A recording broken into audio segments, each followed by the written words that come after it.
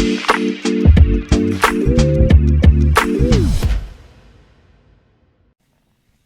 right, hello, and welcome back to another episode of the Chase Thomas Podcast, where I'm still the aforementioned Chase Thomas, coming to you live from Knoxville, Tennessee. I could say everything's School HQ, but I'm not going to lie to you, Matt Green. The last week has been pretty brutal. I'm not going to lie. I've been punched in the nuts the last couple days here in Knoxville, Tennessee, and they've been playing some great basketball games, though. Great basketball games, competitive contest going down to the final shot. Isn't that the thing, though? What's always been the case with Tennessee is, like, I think from the outside looking in, everyone else is like, they always seem to find themselves in fun, crazy games. Like, I'm glad I'm not a fan, but if I was a fan, I'd be losing my mind at all the different ways they've found a way to rip the souls and rip the heart out of this fan base. But they do seem to play in more entertaining games across the board than a lot of other schools. It certainly feels that way.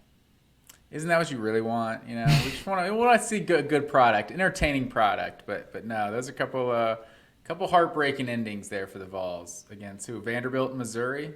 Yeah, in the exact same way, up 2 and give up a 3 at the buzzer too, not just both. Like 1.4 left. Like those were good old fashioned buzzer beaters. You hate that. Like with modern technology, it kind of takes some of the juice out of some of these last second. It's like, oh, actually, there's 0.6 left on the clock. Let's go and run that back. It's like, just run off the court. Game's over, But the buzzer beater it doesn't get any better than that. Obviously, Tennessee fans wanted to be on the other side, but what can you do? And the Bulldogs, despondent, man, beating Kentucky. Mm-hmm. Hey, it doesn't matter if it's a down Kentucky team. Big time win for Mike White. Mike White, there you go. No, this is do or die time. Like, we're taping this, folks will hear this on Wednesday morning on their commute in, but Wednesday's Tennessee-Bama, which felt like a bigger game a week ago. This could have been for the regular season SEC title before Vanderbilt and Mizzou. And then they get Kentucky on the road on Saturday, and basically Kentucky's fighting for their NCAA tournament lives. So are they gonna cut the nets down if they beat Alabama? This week? I don't think so. They're going to tear the whole goal down, jumping in the Tennessee River? Is it not quite that big of a deal? No, but I do worry. Tennessee baseball is back this week, and they have some killer new gear on the hunt, stuff that they're selling for fans. Like, I'm bummed that they're not here this weekend. They're in Arizona, as you know, in the Arizona tournament this weekend, so they're playing Arizona on Friday. Of course. Yeah, the Grand Canyon School, whatever it's called over there in Arizona too.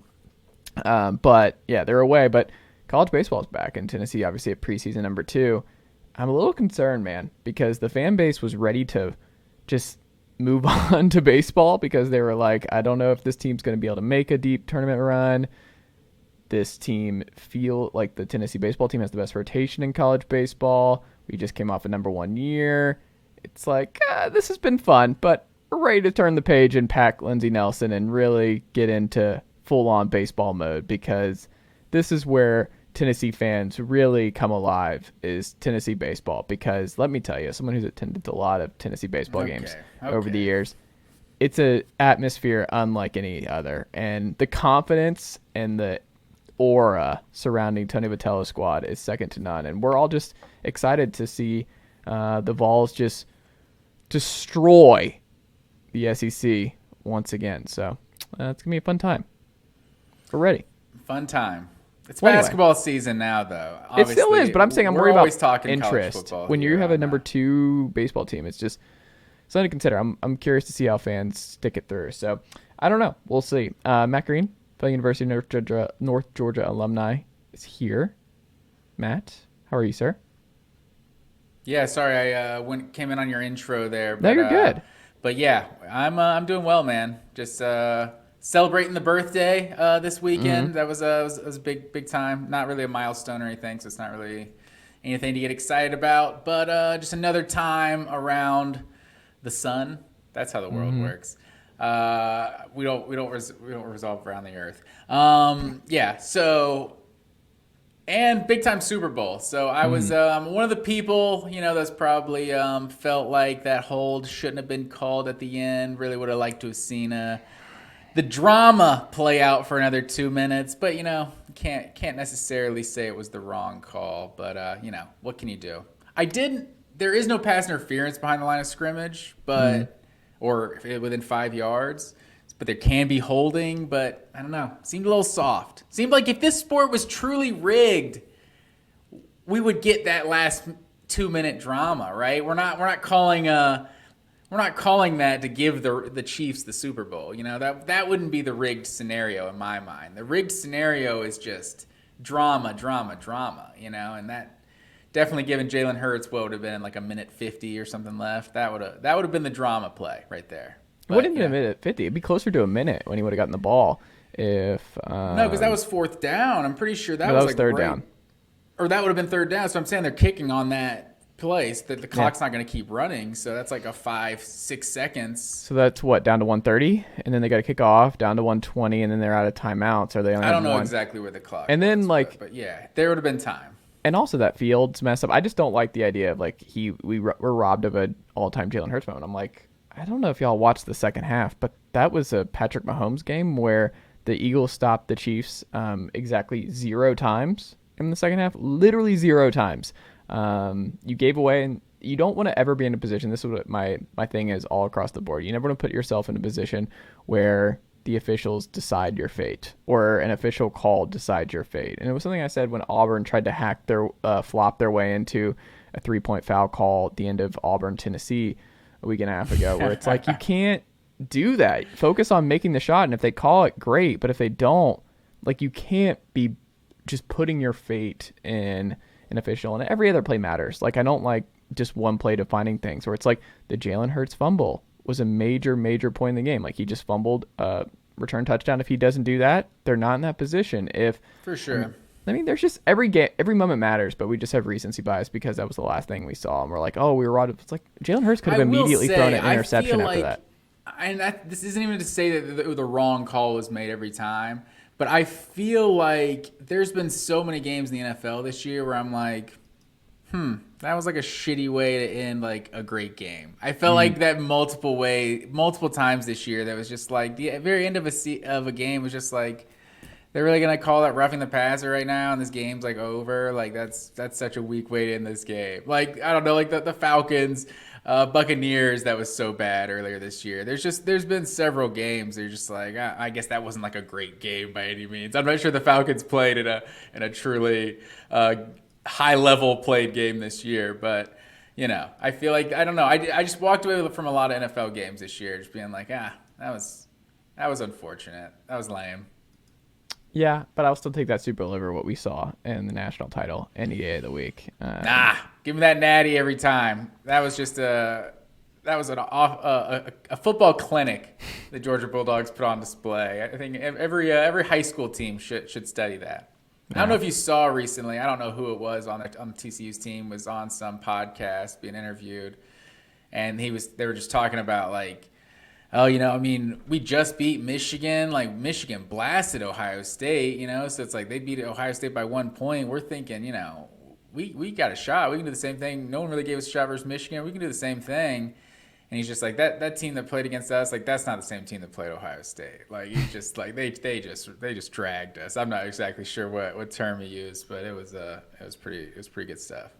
I'm happy for you, Matt Green. Really happy for you. And I'm leaving all that. I'm just not saying anything because we have a big Georgia topic that we're going to hit in a second. But don't forget, folks, you can check us out on YouTube. Full episodes, clips, shorts, all that good stuff over on YouTube, youtube.com/Chase Thomas Podcast. We're on TikTok now.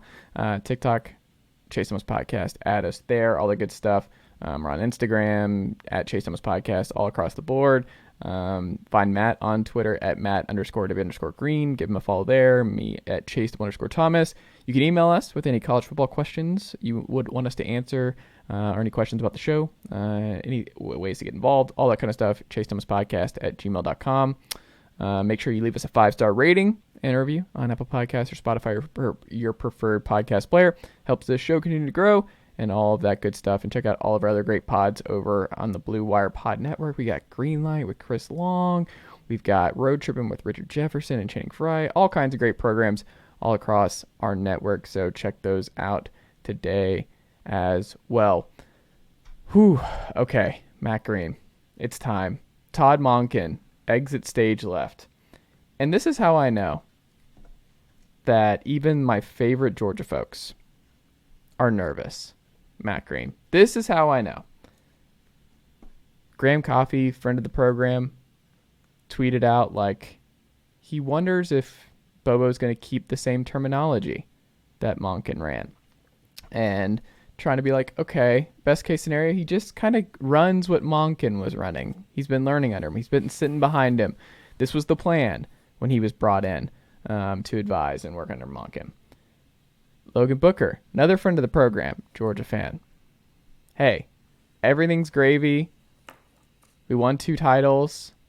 Don't flip out. If this is what you're flipping out about, like, this is not the time. It's the glory years. Don't be flipping out about stuff like this. You're the defending back-to-back champions. We have Seth Emerson. I feel alive again with the Fire Bobo chants immediately. Like, it woke him up. Like, he basically tweets something like, my spirit has been awoken by Georgia fans because this is the first real kerfuffle and any kind of just uncertainty with the Georgia football program in 2.5 years. Like, since Monken in 2020, basically has just been just everything has been smooth sailing by and large. Like, Bama was obviously the best team in 2020, but that Georgia team was obviously very, very good. And right there, they have been rolling on both sides of the ball. We're rolling in recruiting, rolling on offense, rolling on defense. Have not lost an SEC game in 2 years. Stetson Bennett was a Heisman finalist. You have all these guys going in the draft. Everything is great. Georgia is undoubtedly on top of this sport, Matt Green. Todd Monken was a tremendous out-of-the-family hire. Todd Monken and Kirby Smart, there was no previous relationship. There was no buddy-buddy network. There was no we had fun in Athens in 1998. No. It was just Kirby went out after the James Coley debacle, where that is kind of what it feels like, where he was like, we were recruiting to how does this feel like James Coley? Hold on, I'm not done. I got this whole lead in, and then I'm going to open the floor for you, the Georgia fan. I'm almost there. And then he goes outside the box because the fan base, if you remember, I think we talked about on this podcast, Coley was awful. Coley was objectively an awful offensive coordinator. Before him, Jim Chaney. Knew him pretty well. He's coached everywhere. That first Georgia offense, not good either. 2 whiffs back-to-back on offensive coordinator hires for Kirby Smart. No, go back and look. 40-something. I think they were 42nd in scoring that year with Jim Chaney. Georgia was 20th in the country in 2017 in points per game. I'm saying 28. Year 2 over Chaney. And then from sophomore year, Georgia's offense was sick under Jim Chaney. I mean, they were 14th in the country, averaged 38 points a game. Like, Jim Chaney was really good. He's fine. It wasn't some sort of dynamic, like, more modern looking offense, but Georgia's offense was really good. I mean, they came, like, look how close both of those teams were to winning a national championship. Like, but Coley, I'll give you, like, 2019 was a terrible season. Like, they did lose their top 4 receivers and top tight end from the previous season, and had all the injuries with Lawrence Cager. And Lawrence Cager was one of the only reasons their receivers weren't terrible in 2019. But, like, Pickens was a freshman that, like, kind of had some injuries, kind of wasn't completely ready to play, like, from day one. So, like, 2019, I'll give you, like, I think there's kind of some other circumstances to 2019, but, like, it was bad enough that Kirby said 1 year, this is all I need to see. So I can't give you that Jim Chaney wasn't good, though. Like, Georgia, so I won't say that that's a miss. Like, he went to Tennessee because, he's got more history. I don't know if he played at Tennessee or I don't think he played anywhere looking at him. He may have. No disrespect to Jim Chaney. A little bit, I'm sure you could take a little disrespect, but hey, what can you do? But just looking, I don't know why he went back to Tennessee, but that wasn't like a get fired. I don't think Georgia. Do you know where they were like passing in salty. 2018? I mean, they had 2,000-yard rushers. They had 2,000-yard rushers. 73rd And then in 2017, what were they in total offense? It's not about passing offense. It's about total offense. Lane Kiffin's an offensive guru, right? Go look at Ole Miss's passing. Go look at Ole Miss's passing stats. They were last 106 in 2017 in passing offense. I mean, the vast majority of they had 2,000-yard rushers. They had like a 1,400-yard rusher and like a 1,200-yard rusher that year. They shouldn't be. They were the true freshman quarterback. But would you say that was a good hire, a good early hire? Do you think it was fine? I think Georgia's offense was definitely good under Jim Chaney. So okay. I would definitely. I mean, the reason they didn't go to the college football playoff in 2018 is because Jalen Hurts came off the bench in the fourth quarter and brought Alabama back. It's like that. That's the biggest thing with the whole Justin Fields, Jake Fromm stuff. Was it's like the Alabama SEC championship game. That was the game that season. That's probably the best game Jake Fromm played like his entire career. So it's like I don't think that a true freshman Justin Fields plays better than Jake Fromm in that situation. But we're getting off on a tangent. That Jim Chaney, Georgia's offense was really good, and it's like they had 2 1,000-yard rushers. Like that's what they were one-dimensional. They weren't good. Like the passing game wasn't good. The passing game was very good, and Jake Fromm was like top 5 in like efficiency in the country and like QB rating in 2018. Go look at it. He was like 30 touchdowns and like 4 picks. Georgia had like 5 good receivers. Like Georgia's 2018 offense was a very good offense. Like we lost like 9 starters off the defense. Like that's why that team took a step back from 2017 to 2018. Like that's kind of what people thought was going to happen from 2021 and 2022. It was like the offense could be a little better, but the defense is going to be maybe a touchdown a game worse or something. And they were essentially the same defensively. So there was no drop off. But we're getting off on tangents. We need to go back to Mike Bobo because that's what all of this is about. Well, I feel like if Brian McClendon was named offensive coordinator, like that would be a James Coley type hire. Like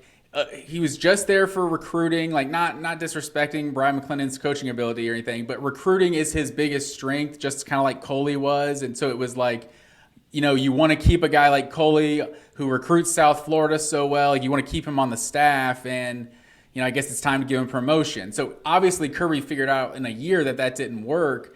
But like, look at Todd Monken. Look at what people were saying about Todd Monken, like before he got the job at Georgia. Like it was 1 year at Cleveland where they were really bad offensively. 1 year in Tampa Bay where they were mediocre. Both coaches got fired both of those years. It's like people weren't just like throwing parades for Todd Monken. Like he had success at Oklahoma State and stuff like that. Like that was like a decade prior, like Zach Robinson days. Like that was like a decade before getting hired at Georgia. So it's not like he was also, you know, wasn't a great head coach at Southern Miss either. So it's not like not being a good head coach means you can't be a good coordinator. What Wade Phillips? He was a terrible head coach, right? But he's like one of the best defensive coordinators in the league. And like just known he's one of the best defensive minds out there. Like there's something else that it takes to be a head coach. Obviously college is different than pro, but there's something else that it takes to be a head coach that you might not be able to do. Look at Will Muschamp, one of the best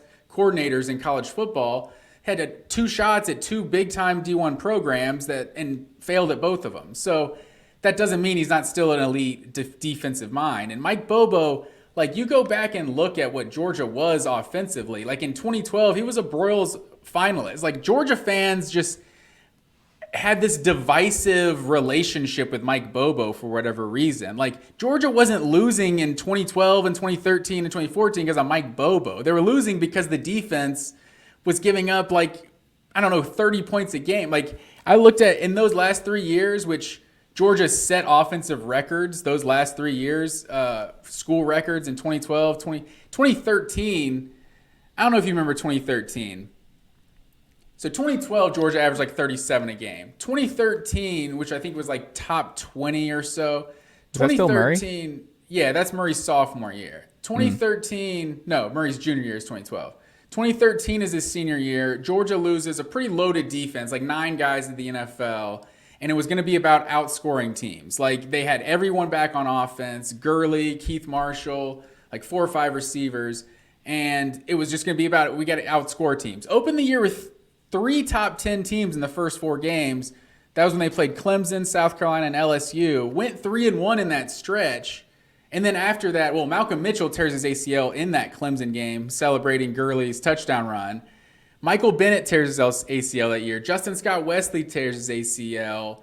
Keith Marshall tears his ACL. Gurley misses like 4 or 5 games in the middle of the season. Like Brendan Douglas and J.J. Green are playing running back for Georgia.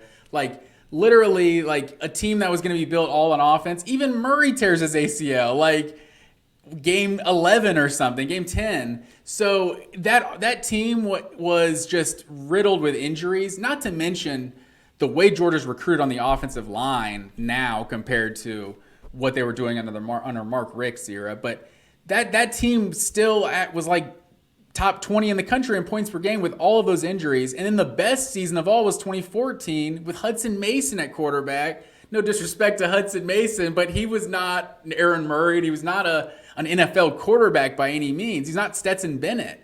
And so you just look at, and that's not to disrespect, he's not Jake Fromm, I should say that. So you just look, and that team averaged 41 points a game. And that, I don't know why everyone is so fixated on passing offense. It's about offense. Georgia has the best tradition next to maybe Alabama at running back. Like, you're not just going to become this pass-first team. So Lane Kiffin, we all think, is an offensive genius. When his team's got the number 1 rushing attack in the country, that's just because he's an offensive genius. But when Mike Bobo's got, or Jim Chaney, like you said, has got 2,000-yard rushers, it's a bad passing offense. No, it's a dominant running game. And football is always going to be about both. You got to run the ball and you got to pass the ball. So I don't want to see cherry-picked passing offense numbers. We got to see total offense numbers. I think more than anything, it's interesting you bring all that up because I remember in the time, like my dad's a big Bobo guy. Like he and my brother would like go to war over defending. Like my brother was anti-Bobo, and that's what it was like to be a Georgia fan at that time. Yeah, defending Rick too. Yeah, and I think it's kind of funny that we're going back into that, and it's ballsy on Kirby to go back into that, right? A little bit because he's going to be under fire. Like the dynamics have even changed since Bobo was OC last, where it's a different world. Like you're back-to-back national champions. There's no, like, it in theory you should be able to relax because you're like, hey fans, you just got back-to-back titles. Like if we take a slight setback or whatever, like hey, calm it down. We're replacing a lot. Stetson's out. There might be a little bit like we're not falling off a cliff. But if we go 10-2 or whatever, 11-1, and like lose in the college football playoff semifinal, we're fine. Settle down. If the offense is not as dominant as what it's looked like, but it's harder to get fans to go back. I think fans are like, you can speak more to this as a Georgia fan, but like they feel like they finally got over that part. Like they still respect the Rick era. They all love Mark Richt, but I think it emotionally exhausted so many Georgia fans who were just like, I can't take the torment anymore. Where it's like, we're so close. We're not quite getting there. Bobo's not the guy. Brian Schottenheimer wasn't the guy. And you were just like, oh my God. Like, this is just painful to be a Georgia fan. I think people have this association with him in that era where they're like, part of the appeal, it's like we became Alabama East, but it's fun. We're winning. It's not just defense. Like, Kirby's built the defensive juggernaut, but it's like, we play really fun offensive football too. Like we have it cooking on both sides of the ball, and we're just beating the crap out of everybody. Like we haven't lost an SEC game in 2 years. So but see, this is my thing. I saw someone throw this stat earlier because I will say I'm cherry picking those last 3 years of Bobo because those are the 3 best years of Bobo. He was the head coordinator for like six years or so. There's the Joe, probably, I guess all of Stafford's career, Joe Cox and Joe Tereshinski, and then the first year, and then all of Murray's career. So all of that is Mike Bobo and Hudson Mason too. But if you focus on those 3 years, and Monken was only at Georgia for 3 years, Georgia averaged 38.5 points per game, and the defense gave up 23 points per game. These last 3 years for Georgia, for Monken, Georgia's averaged 37.9 points per game, and the defense is giving up 14.2. So even in an era where they didn't score quite as many points, this is an ancient era. It's 2012 to 2014, but it's it's a little further back, and they were actually scoring more points per game than Georgia's done the last 3 years. And I think people want to focus on, what they've done, what he's done recently, like the 1 year at Auburn, the 1 year at South Carolina. But it's like, I don't think you learn anything from a coordinator in 1 year. Like a guy just comes in for 1 year and he's gone. Like you look at 1 year of Todd Monken in 2020, and Georgia's like the 40th ranked offense in the country. Like the quarterback situation was basically in shambles all season, and then he bounces. It's like, that would be no reflection on Todd Monken that Georgia wasn't good at quarterback in 2020, on offense in 2020. So I think a 1 year sample is just, especially like Will Muschamp in his final year, like things weren't going good in South Carolina, right? Like Auburn year one of Harsin, like their own boosters are trying to get that man fired. Like that was just a losing situation to begin with. So he wasn't a good head coach at Colorado State, but if you look at what he is as a coordinator, I feel like it says a lot that this was just, as soon as Monken announced the job, like, oh yeah, Bobo's OC immediately. And there was even that interview with Dylan Raiola, the number one player in 2024, who said this. This was like back in like January 30th, I want to say.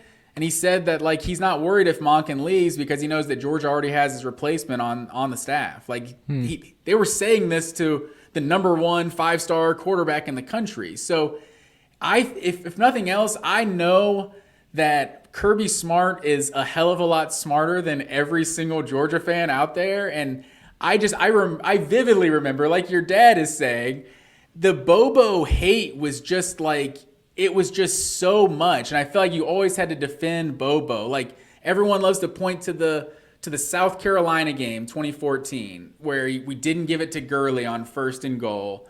We should have given it to Gurley like 4 straight times.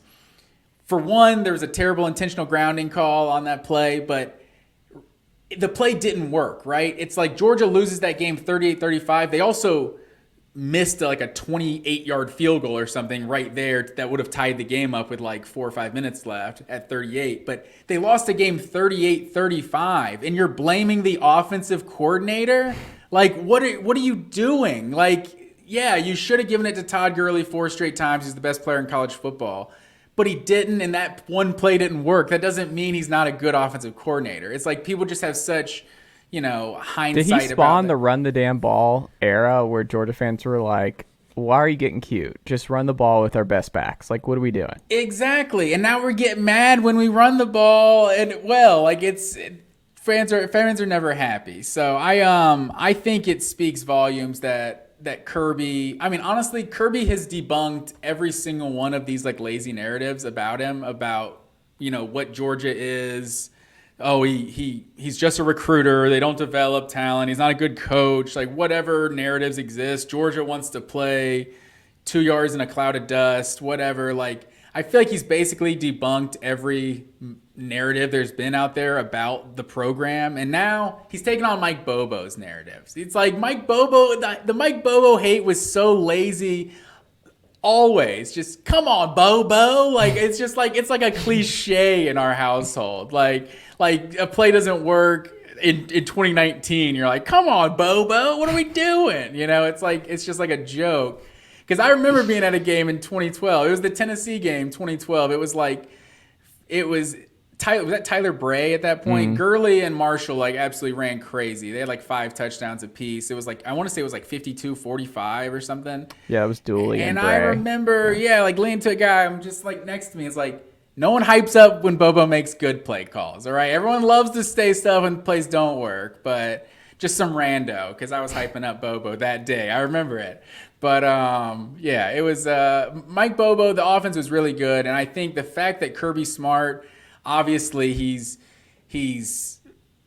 really good friends with Mike Bobo. But it's more than that. Maybe Georgia actually did just have a ridiculous coaching pedigree come through in the 90s, with Will Muschamp and obviously Kirby Smart learned a lot from what he learned from Nick Saban. But the fact that Kirby Smart made this move as quick as he did, I don't think that should worry people. I think that should tell you that, he was prepared for this move. And Buster Faulkner kind of came over, he was kind of the protege of Todd Monken. And I think the fact that he left for Georgia Tech to be their OC, I think that kind of he probably knew the writing was on the wall as soon as Monken takes another job that Bobo was going to be, next in line. So, So you don't think he would have gone in-house and they wouldn't have gone Faulkner if he had stayed and Monken left?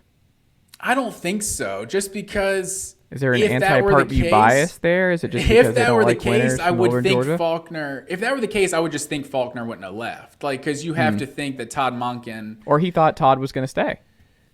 No, and that's possible too. So, and you never know. But I think Mike Bobo's got a strong track record at Georgia. But that's also a lot of turnover too. You mentioned Buster, like losing Buster and Monken in the same offseason. I mean, that's heavy when you have so much pressure on these three quarterbacks because there's no Stetson Bennett there anymore. This is Carson Beck. Wasn't Carson Beck just Todd Monken's guy? Wasn't that the thing for the last couple of years? Is like Monken's been working like he was just kind of the preferred Monken guy. Wasn't that what I have been reading for a while? It seems like Beck was the Monken favorite. I mean, I'm not sure and about Gunner that. was the one recruited by Bobo, and now it's like, oh, it might be Gunner time in Athens this fall. See, I don't know why I don't think that would give any of these quarterbacks an edge. I would. I mean, I'm not going to say that like I just know Bobo is going to work out, and I'm not like there's no doubt. Okay, in I'm my glad mind. you said that because that's what I'm saying. Well, but I would say I'm definitely not on the what is Kirby doing? This is a kerfuffle, I think is the word you use. Like I definitely couldn't say that at any point. Like I mean, Mike Bobo was a Broyles finalist like the last time he was a coordinator at Georgia. Like that's a big time accomplishment. And he left to be a head coach. He didn't get fired, like it was Colorado State, but it's still a head coaching job. Well, hold on. Kerfuffle, sir. The definition is a commotion or fuss, especially one caused by conflicting views. Is that not what's going on Georgia Twitter all day today? Was that not a kerfuffle on twitter.com over the Mike Bobo elevation? I guess it caused a kerfuffle, if that's what you're saying. I think your phrasing was, this was a kerfuffle by Kirby Smart. Like I mean, he caused commotion. That's what I'm saying. He caused commotion by just making this jump pretty quickly in the Bobo rehire. I think he thought it was going to be much more celebrated than it was. I think this was one of those where I think Georgia... I don't think Kirby cared what the fans say. Because honestly, I think that's really what it showed. Like Stacey Searles, there was a lot of doomsday Georgia fans when Stacey Searles was hired to replace Matt Luke. Yeah. Matt Luke, there you go. And Noted then Georgia fan, Chase Thomas. It's like Brian McClendon was on Mark Richt's staff. So it's like, maybe we should all realize that like Mark Richt actually was a really good coach and had a lot of really good people on his staff, but he didn't recruit well enough to win national titles. He recruited well enough to have a top 10 program annually. So Kirby Smart, like the players that Mike Bobo is going to be coaching on offense, just the program that Georgia is, it's like, Mike Bobo's a good coach, and coaching good players can make you look a lot better than you even are. So Georgia has good players, and they have they don't have a Todd Gurley like they had when last time Mike Bobo was there, but just from top to bottom, the roster is just so much better. Last thing I'll say on Bobo though, this was my main thing, and this is why if you're a Tennessee fan, you're excited. If you're a Bama fan, you're excited. LSU fan, you're excited. Is that there is uncertainty. Todd Monken erased any doubts about the Georgia offense over the last 2 years. If you go into this year with Todd Monken calling the plays, Carson Beck, even without Stetson, Georgia was the favorite to go undefeated again in the SEC. Now, granted, they probably still are, and run it back 3.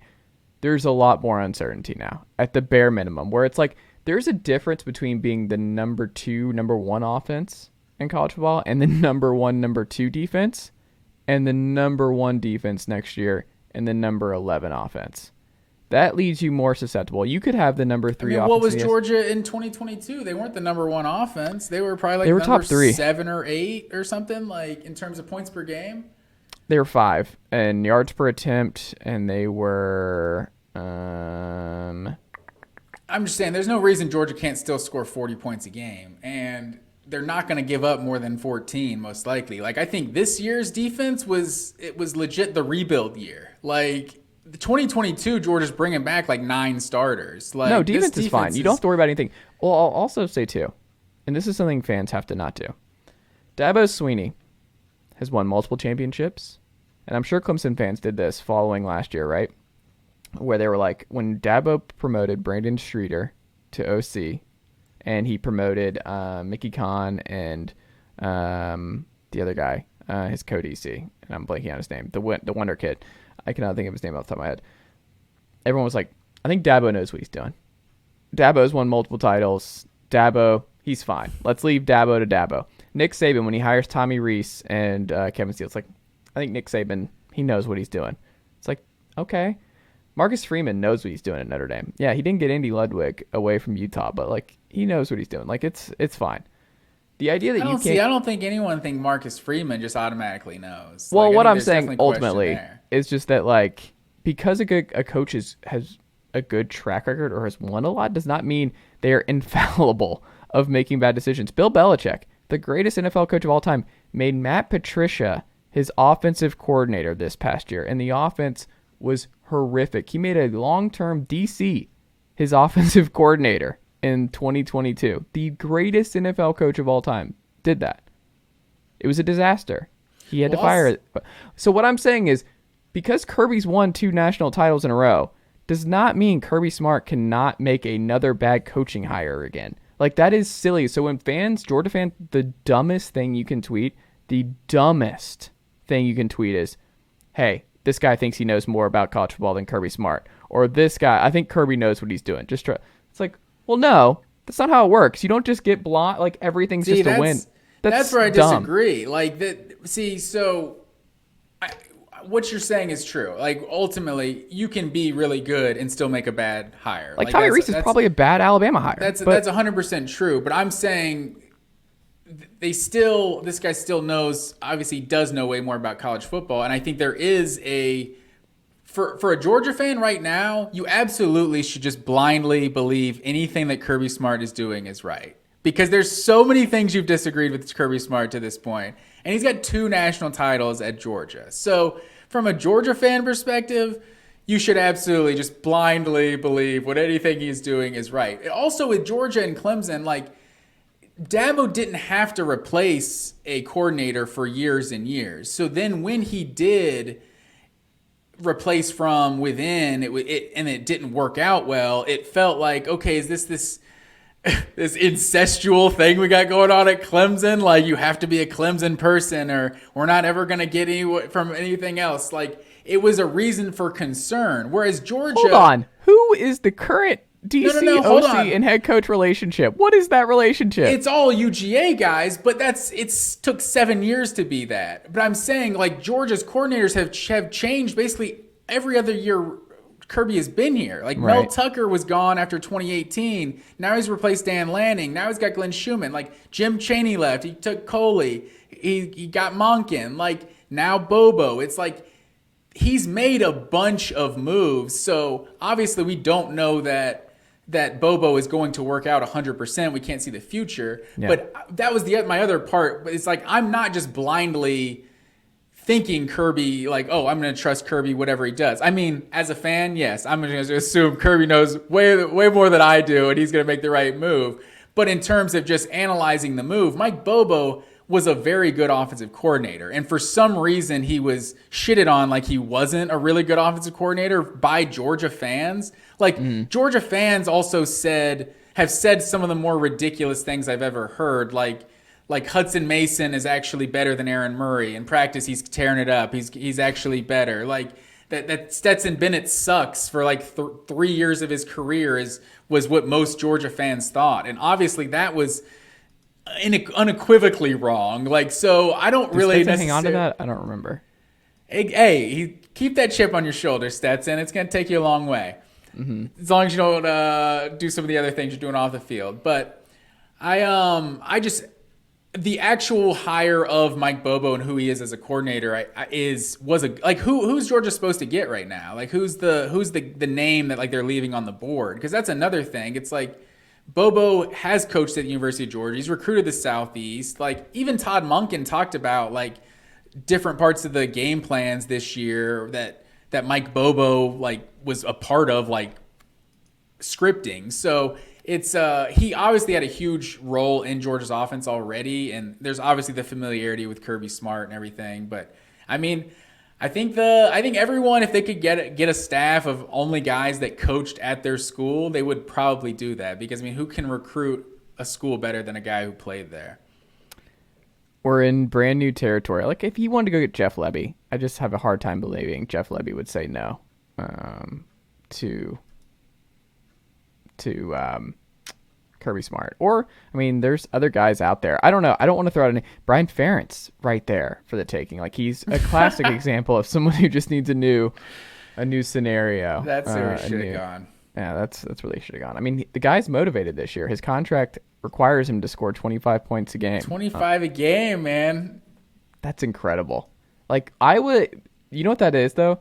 It made Iowa must-watch next year.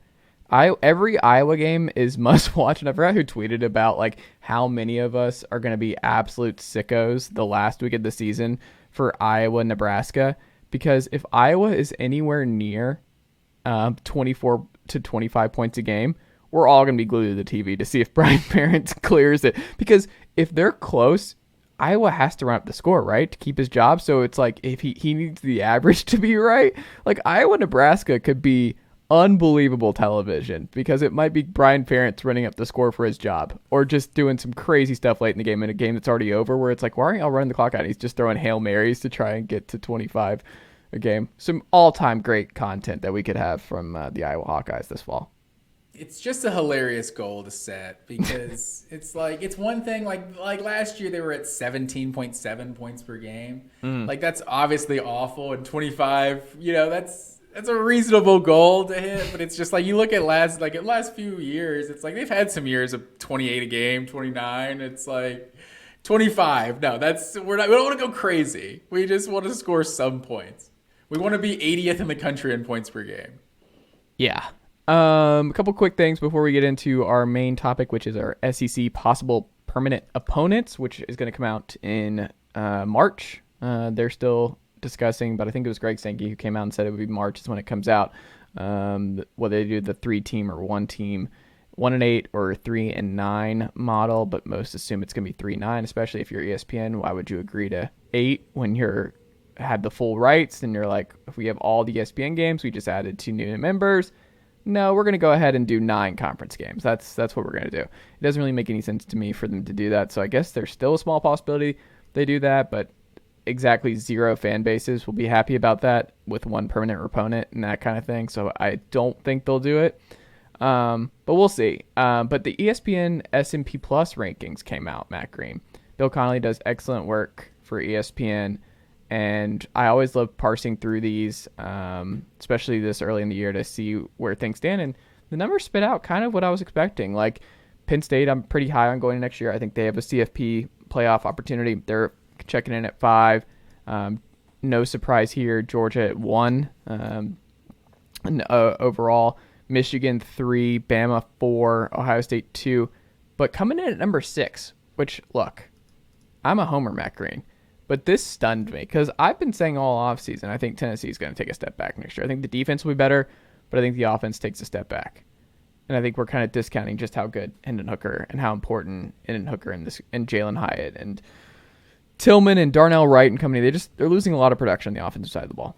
And they're coming in at number 6 with the preseason number 2 offense for Joe Milton, Squirrel White, Brew McCoy and company. So that surprised me to see Tennessee coming in at number 6 in the S&P Plus rankings. But I ask you, Matt Green, who jumped out the most to you when you parse through the numbers? What surprised you about the early S&P Plus rankings? I'd say Alabama at 4 was probably the first thing I noticed. Not that that's like disrespectful or anything, and they obviously have some questions with losing Bryce Young and everything. But I mean, we're just not used to seeing Alabama anywhere but like 1 or 2. So seeing them at 4, you're right. Tennessee definitely surprised me a little bit at 6, and also Florida State at 11. Like, man, that's obviously good, but I feel like they've become kind of the sexy team this offseason, and I know they're at the top of the returning production. But I was expecting them a little higher, but yeah, they're definitely a dark horse. I guess playoff contender for sure next year. Well, number 1 in the ACC. So that's what's interesting when you go through this list. So How many of these are Big Ten and SEC schools, Matt Green? So we get the top 10. It's going to be 12 two of the top Pac-12. 30 or SEC or something, right? It's something I was trying to figure out going through here. Go ahead.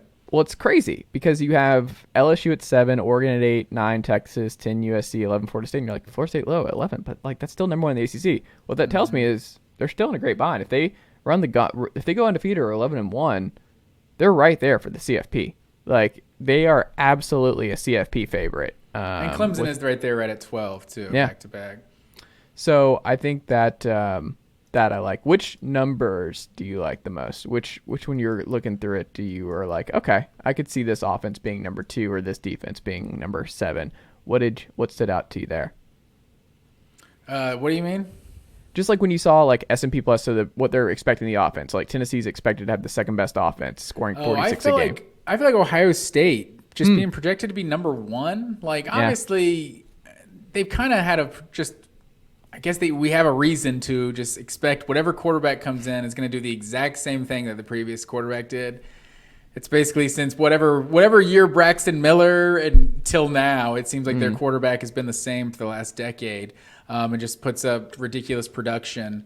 So I guess I still kind of question if because CJ Stroud was a baller, so that's not going to be an easy guy to replace.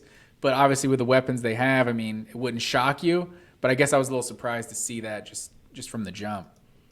Yeah, I could see that. But we'll see if what's his name, Kyle McCord, I think, is going to be their new guy. I think South Carolina fans and Missouri fans probably weren't happy about this. 32nd and 33rd is where they come in on this one. Here's what stood out to me. Miami at 42. 55 in expected offense. If that's what their offense is, I mean, that's a problem for Mario Cristobal in year 2. That cannot be what ends up happening. The computers need to be wrong for Miami, I would say, because that's really, really low for year 2, and the numbers do not like what they have returning and how they expect them to do. That's if you're a Miami fan, you're pretty nervous about what that spit out. And then speaking to kind of what we've been saying all offseason, Colorado comes in at 94. Like, they're not, like, Dion, I'm telling you, it's the March for 6. Like, Dion is probably going to do a great job there.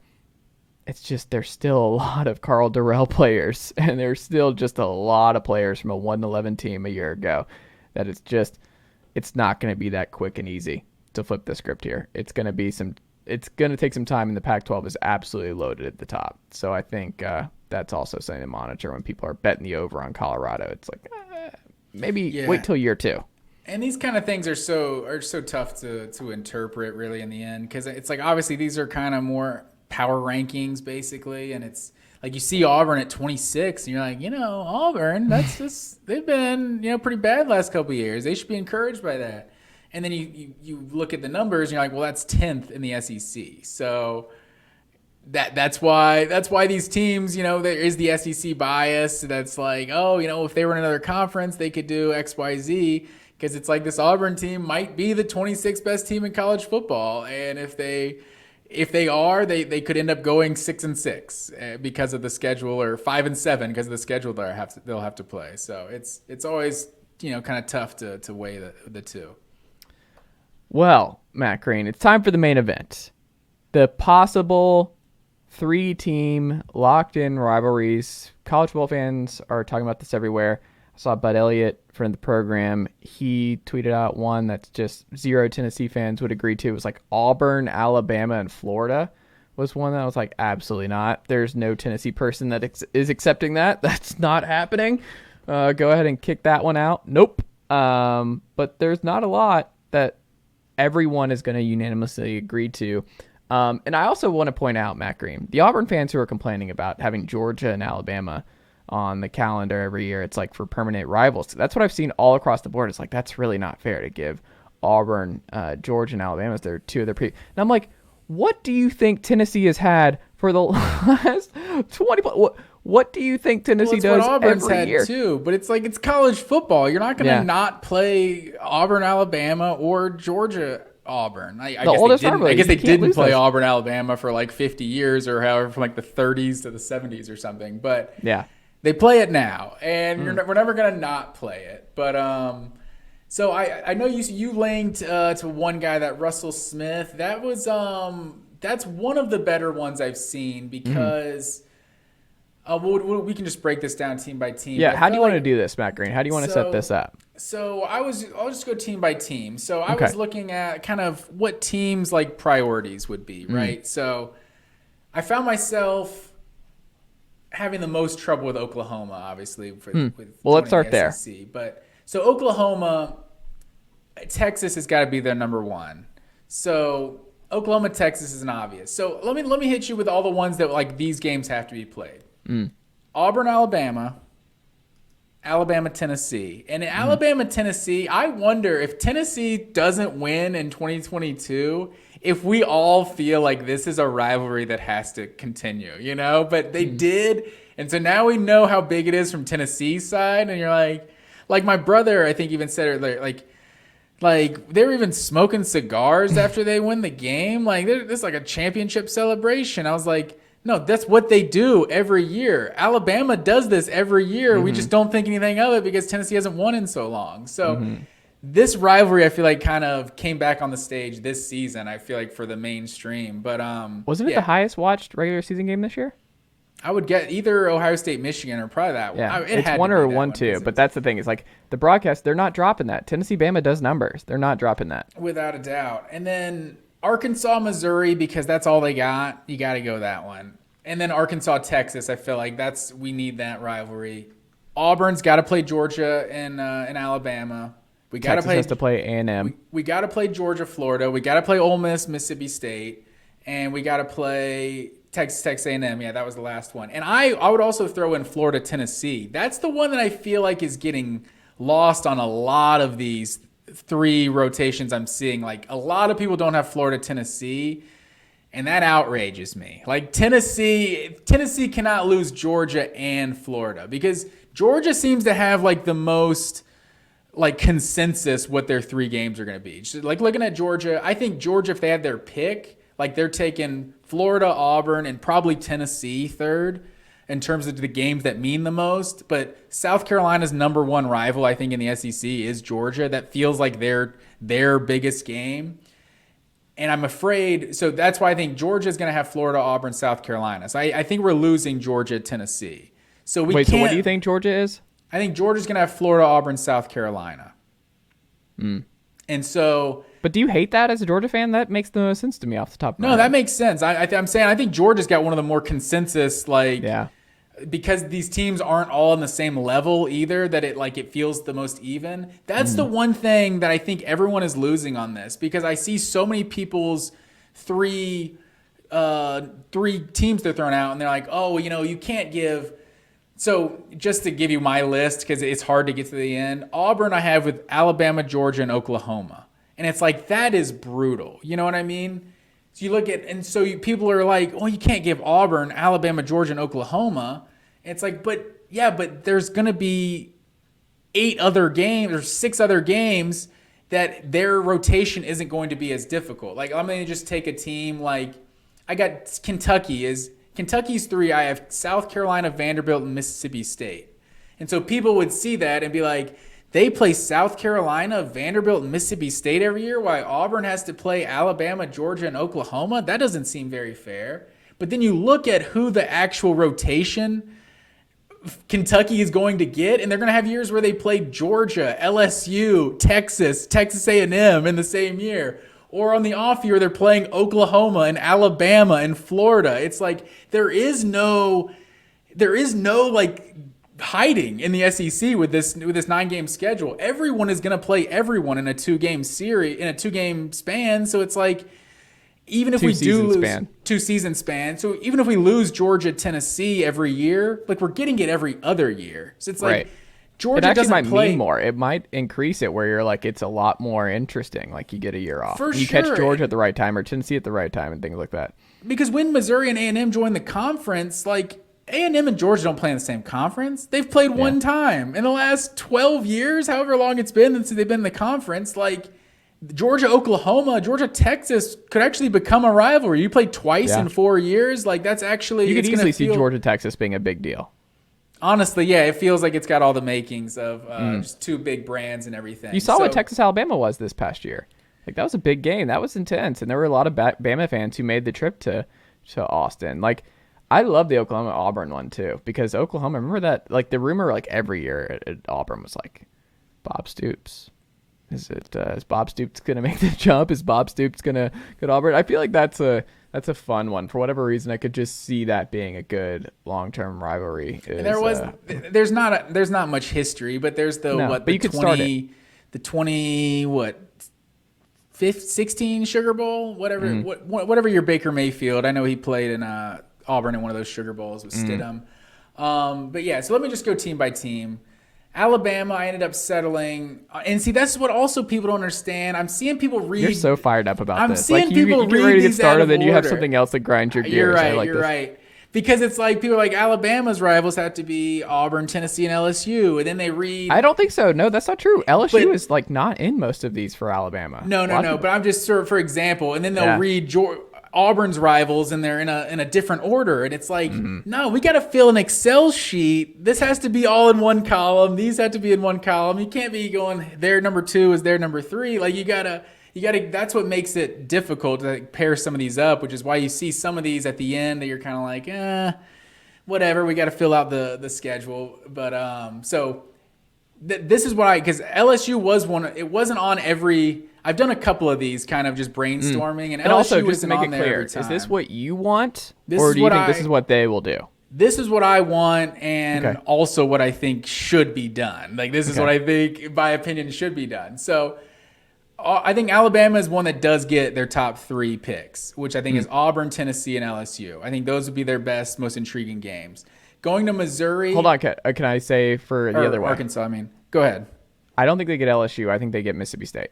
I think Mississippi State's the third one for them. That's my guess. I think they get Tennessee, Auburn, and Mississippi State. And I think I've ended up with that before, to be honest. Like trying to Oklahoma, like I said, is the one that always throws me off. I don't know who to match them up with. But I found myself in the end. I'm like, shoot, if Alabama, LSU, if we can actually make this work, let's make it work. Yeah. But because that's always, I mean, that's how many times has that been a CBS night game? Like they almost created the night game just for that game. Well, someone made the point where it's like this was not a rivalry before the last 15 years. Like this was not a big deal until recently. Like Saban, I feel like kind of made this a big rivalry, but it's like it doesn't necessarily matter what the origin is. It is a rivalry now. You know, Columbia, the Battle of Columbia wasn't a rivalry until we were just like, these two teams play in the same city. Let's make it a rivalry in two different states. But yeah, so Alabama and LSU is just such a great game. But obviously there's different ones you could throw in there. But Arkansas, I think their top choices would be Texas, LSU, and Missouri, and maybe even Oklahoma, a little Southwest Conference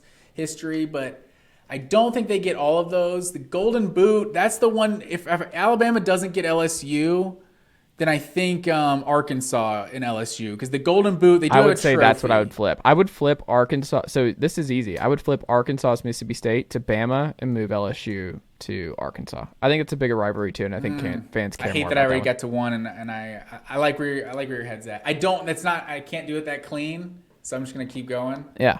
But when I got to Auburn, I went Alabama, Georgia, and Oklahoma. I feel like LSU is also a big one for Auburn, but that was a tough one. It feels like Auburn's rivals with everyone in the SEC West. I did see this one you sent me that had Florida on there. Florida Auburn was always they played like every year until like 2000 or something. When they stopped, they changed the locked rivals around, but. So the Florida Auburn does have some history, so that's a possibility. I go to Florida, and I think Georgia and Tennessee and probably LSU are probably their 3 biggest, but I don't think they get all theirs. So I think Florida ends up with Georgia, South Carolina, and Tennessee. But the biggest thing I worry about with Tennessee is that with Georgia, South Carolina, South Carolina is Georgia is not South Carolina's number 1 rival, it feels like. I think Tennessee is Kentucky's number 1 rival. So I could see the SEC going to Tennessee and Kentucky and maybe losing Tennessee, Florida. That's what I think will happen, yes. But I do not want that. I think so I could see that happening. So with Georgia, like I said, Florida, Auburn, South Carolina. Kentucky, I have going South Carolina, Vanderbilt, and Mississippi State. I feel like that's pretty strong because Mississippi State and Kentucky are already locked rivals from the West. And then South Carolina, Kentucky, they just feel like two programs that are on similar levels. LSU, I went A&M, Ole Miss, hold on. and This Alabama. might be the year they win the East, Matt Green. This could be it. It could be. So Arkansas is definitely. I like the idea of Arkansas and LSU. I think I need to rework this and get that back. Well, that's an easy there. fix. We just flop those two, and it's fine. Well, because I had LSU with A&M, Yeah, you had LSU with Ole Bama, Miss, and I would use and Alabama. LSU, flip LSU and Mississippi State with Alabama and Arkansas, and give Mississippi State as a permanent Bama rivalry. Oh, there you go. That does work. Yeah. That checks out. So yeah, there you go. There you go. So what you said, I think that does work. And LSU would have, so Alabama would have Auburn, Tennessee, Mississippi State. Yeah. Arkansas would have Missouri, LSU, Texas. Mm-hmm. LSU would now have A&M, Ole Miss, and Arkansas. Yeah, which I think works. So I think that would be the best for LSU. See, that's what I'm glad. I'm glad we're workshopping this thing. Yeah. You know, and then Mississippi State. That brings us to Mississippi State, and they have to have Ole Miss. And then who would we just sub? They Bama. have Ole Miss, Alabama, and Kentucky. So Yeah, I could see that. Mississippi State's kind of a tough one because it doesn't feel like they're big rivals necessarily with that many teams. Kentucky and them play a lot. They feel Yeah, the same. they They do. play good close games. Like that one feels like a rivalry too. Yeah, that works. And Missouri, I got Arkansas, Oklahoma, and Texas A&M. So it's like you got some of that Big 12 history there.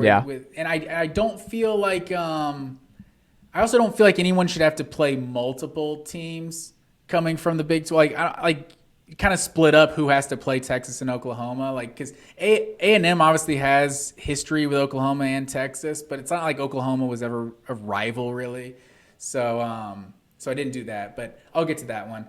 So getting to Oklahoma, I got Texas, Missouri, and Auburn. Like I said, Oklahoma-Auburn was honestly like the one game I felt like there's no real history here, but it's like you're gonna have that with trying to get all of these right. Ole Miss, I feel like Mississippi State and LSU feel like they're two like clear biggest rivals. So they have both of them, and then Vanderbilt they play every year from the That's East like they should call that the Jefferson Pilot Bowl. Because that's what I have a distinct memory of. Brent Schaefer and company on the Jefferson Pilot Sports against Jay Cutler and Vanderbilt in 2004. That should honestly be what it's called, the Jefferson Pilot Bowl.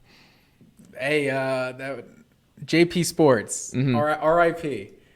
Then you go to South Carolina. They got Kentucky, Florida, and Georgia.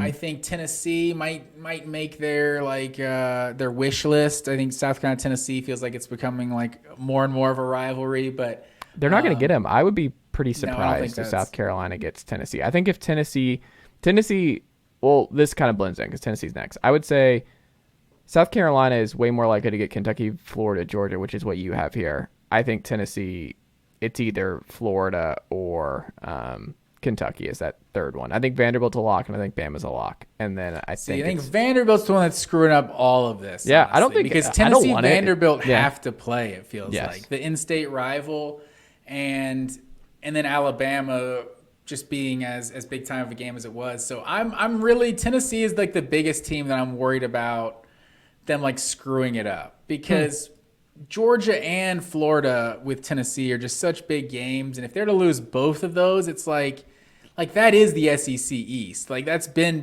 Tennessee's biggest rivals for the last 30 years. You know, it's been either Georgia or Tennessee at different times. Like because even Alabama, as big as this rivalry has been, it's like a separate rivalry. It's like it's the cross division rival. It's similar to how like Georgia Auburn like.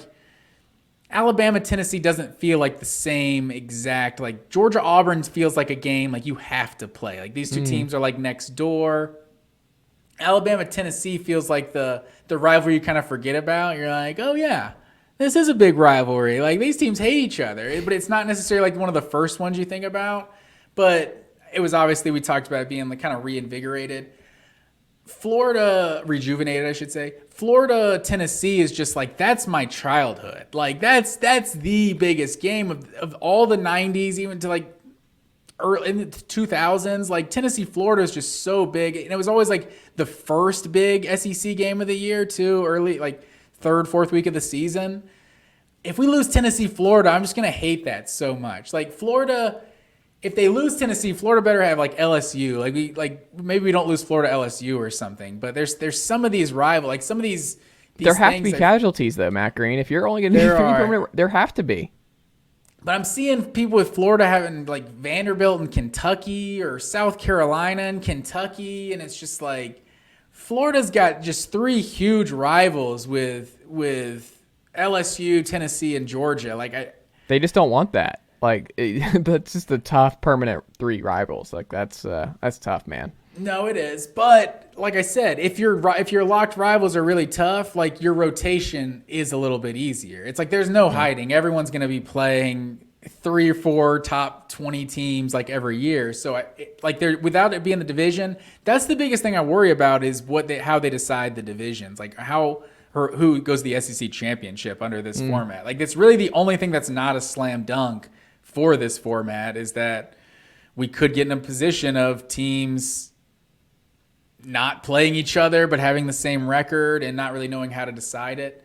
So I mean, we'll see what happens there, but just to finish it out here, probably a margin of victory, I guess.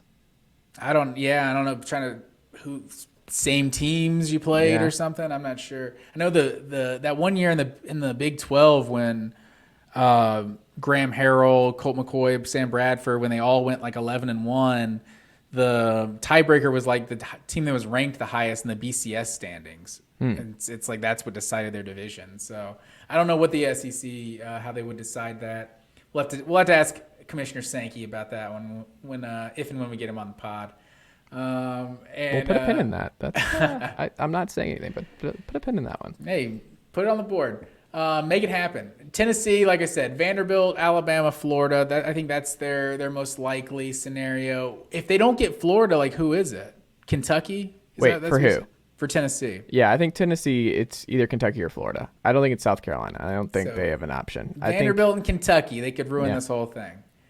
And then you look at Texas. They had one of the more, I feel like, consensus kind of trios here with Oklahoma, A&M, and Arkansas. Like I've seen people not have A&M and Texas playing, and I'm like, that's non-negotiable. I feel like the whole reason they're in the conference is to play Texas A&M. Like we're making this happen. We're marching. That would piss me off more than anything else. Like if they still avoid because it'd be A&M avoiding Texas. Just like we're not doing it.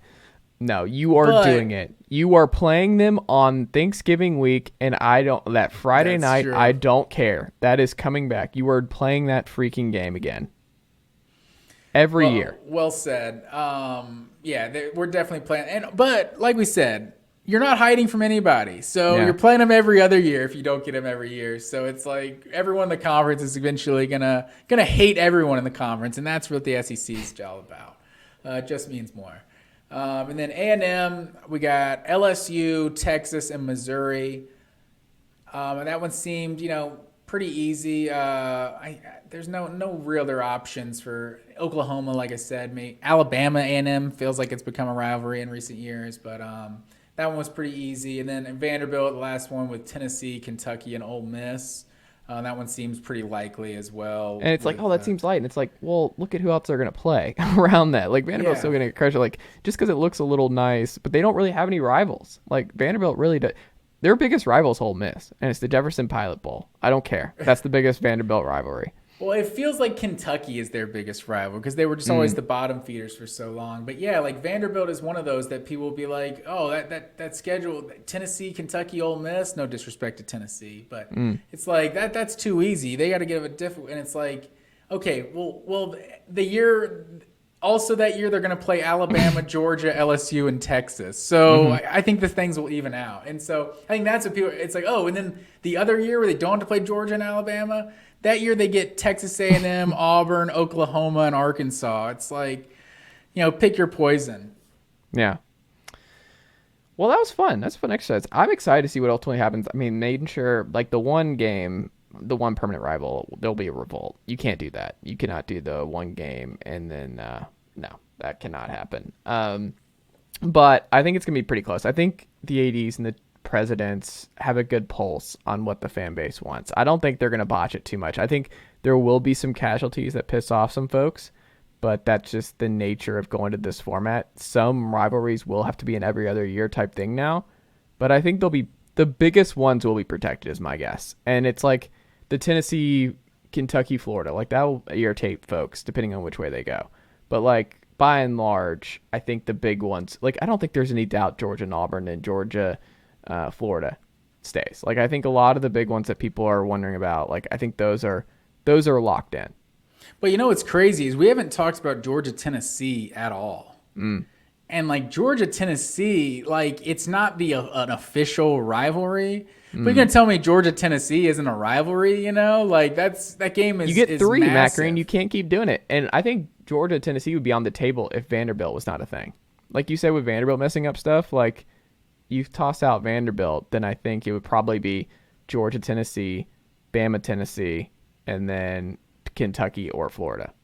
Well, and I think that's where some of the bottom teams like will have to get their number one, and it's like I guess it depends on how you rank your number one. Maybe South Carolina's number one is going to be Vanderbilt. They're like, yeah, get Vander on the schedule.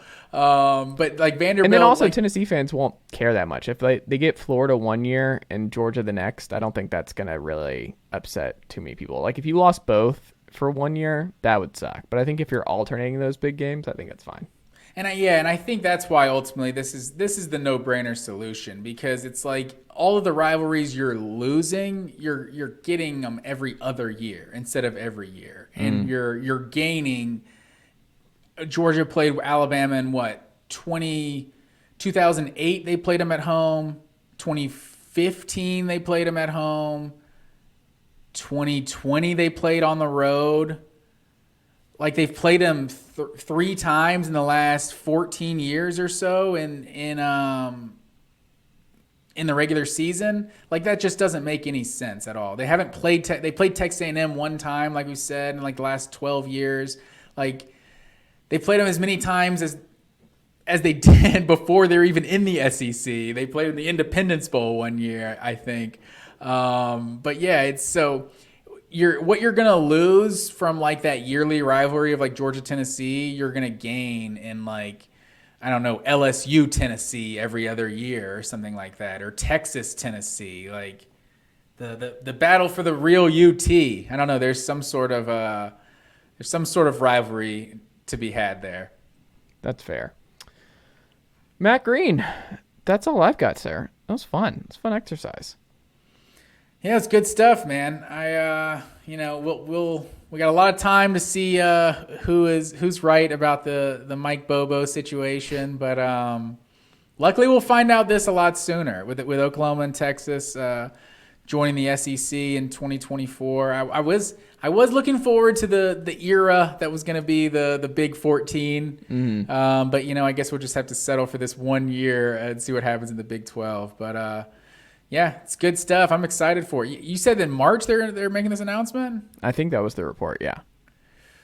I'm excited. The SEC, honestly, they need to just change up. We've always talked about the calendar and everything. They need to change up, have like the NFL, like announce the schedule in April or March or something. People would go nuts. Yeah. I think we can agree and we can end it here.